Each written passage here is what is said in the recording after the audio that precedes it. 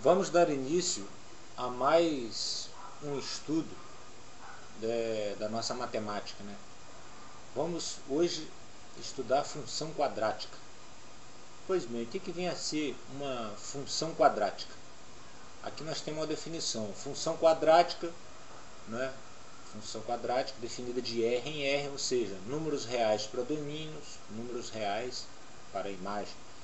Chama-se quadrática quando existe números reais A, B e C com A diferente de zero. É lógico, porque se A for igual a zero, ela não é quadrática, né? Ela não vai ficar do segundo grau, vai se tornar uma equação do primeiro grau. Tais que a função f de x é igual a ax ao quadrado mais bx mais c para todo x pertencente ao conjunto dos números reais. Tá certo? Então ela é definida de R em R, né, números reais para domínio, ou seja, são números reais que eu dou para x e eu vou obter a imagem, né, que é o f de x, que também são números reais. Tá? E ela é quadrática porque é uma equação do segundo grau, por isso que se denomina quadrática. Claro que esse A, B e C são coeficientes. O A é coeficiente do x, né, do termo ao quadrado.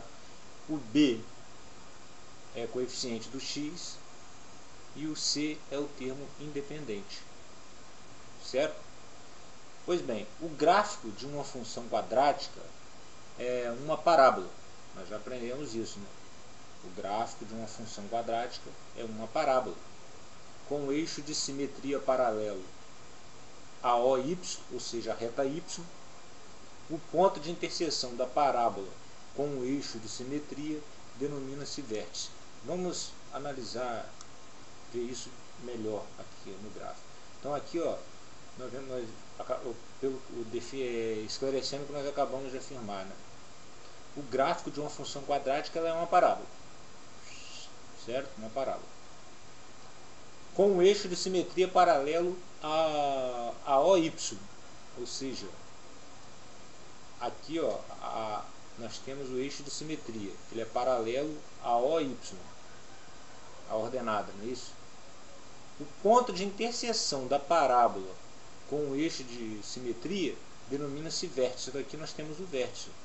Então, ó, o ponto de interseção da parábola com o eixo de simetria denomina-se vértice. Então aqui nós temos o eixo de simetria. Por que se chama eixo de simetria?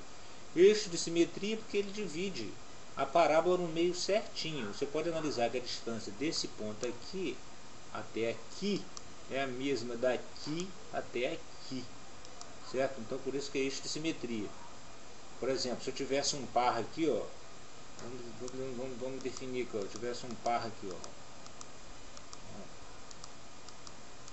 Olha bem. Então aqui, né, a interseção desses dois pontos, que seria aqui, ó, né, colocando esse ponto aqui. Então daqui até aqui, o eixo de simetria, é a mesma distância daqui, se eu tivesse um outro ponto que ajuda a formar a parábola, daqui até aqui, ó.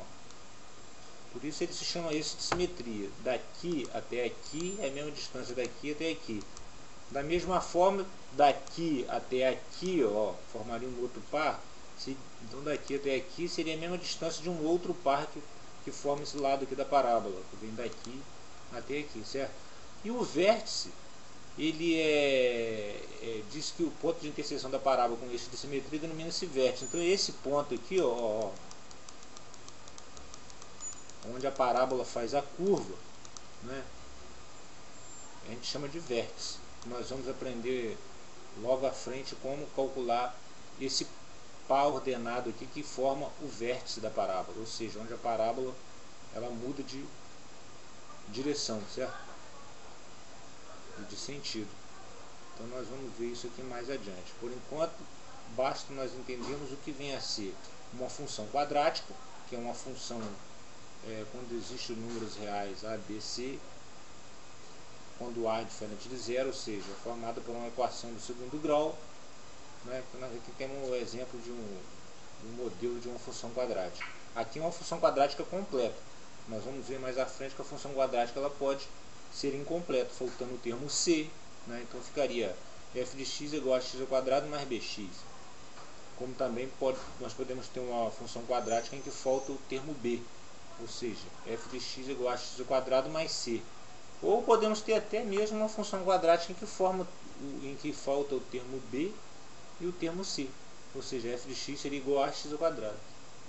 Aí vem a pergunta, podemos ter uma função quadrática sem o termo a x ao quadrado?